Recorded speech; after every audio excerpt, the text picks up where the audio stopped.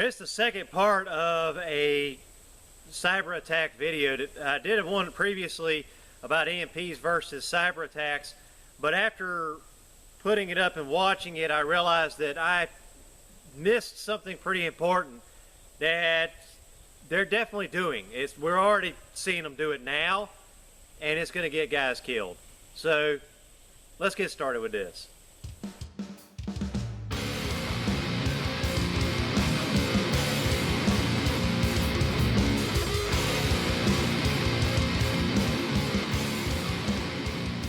Hello, my name is Arthur. I'm the CEO and founder of Tackleberry Solutions. We teach wartime tactics to citizens for civil defense purposes. And today, what we're going to talk about is digital alteration.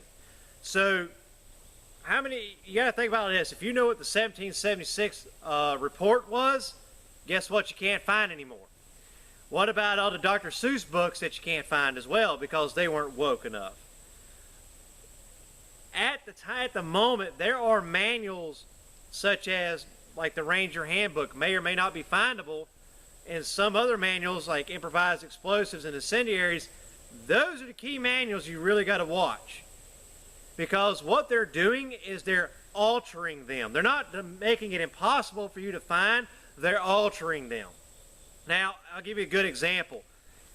The Anarchist Cookbook.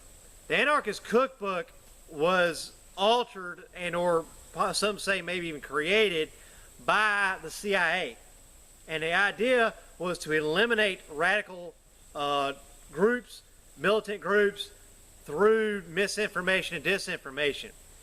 So when you're able to hack into things like that and alter that information, you get things like bullying bleach. That's literally in the Anarchist Cookbook. I know, I read it, and I had a digital copy of it several years ago, and after reading it I was like, this is going to get me freaking killed, because bullying chlorine and or chloride, which is what bleach is, creates chloride gas, which is poisonous and will kill you. So that's kind of stupid. Well, here's the issue. Here's the point that I'm making. Guys trying to do cyber attacks and hacking into things like that can alter information and now make it lethal to you, the user, which is why initially we started out doing e-courses and or online courses, and we very quickly went away from that because I realized that it could be altered. So that's why if you buy a manual from us, not trying to necessarily advertise, but hey, let's advertise. If you buy a manual from us, it is all in paperback form, because you can't alter that.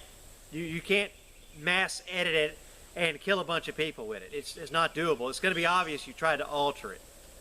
Guys, if you don't know, when it comes to something like improvised explosives, call me.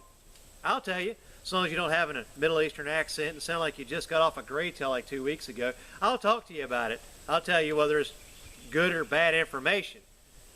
Now, that being said, if you got like an old school, improvised explosive, Ranger Handbook or something like that, chances are very good it's still good, especially if you got it several years ago.